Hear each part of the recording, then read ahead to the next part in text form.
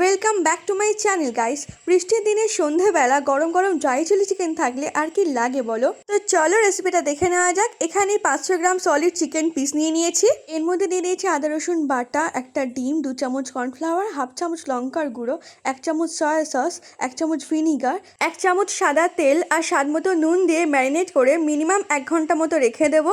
এবার কড়াইতে সাদা তেল গরম করে নিয়েছি।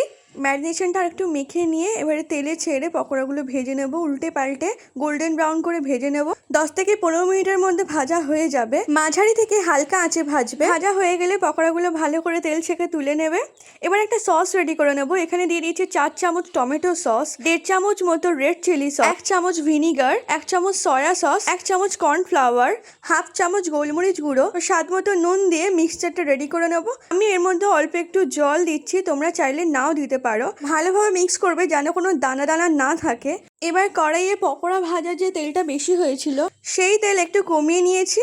আঁচ কমিয়ে অল্প একটু চিনি দিয়ে হালকা নেড়ে নিয়েছি। এবার এর মধ্যে রসুন কুচি দিয়ে একদম হালকা ভেজে, এর মধ্যে লঙ্কা কুচি, কুচনো পেঁয়াজ কুচি দিয়ে হালকা ভেজে এর মধ্যে ক্যাপসিকামগুলো দিয়ে দেবো আদা বাটা।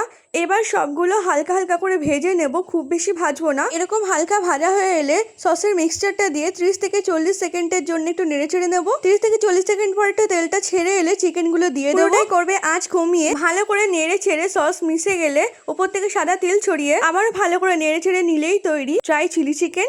সার্ভ করার সময় উপর থেকে আরেকটু সাদা তেল ছড়িয়ে গার্নিশ করে নিয়েছি। রেসিপিটা ভালো লাগলে like, comment, share and subscribe করে দিও। Thanks for watching.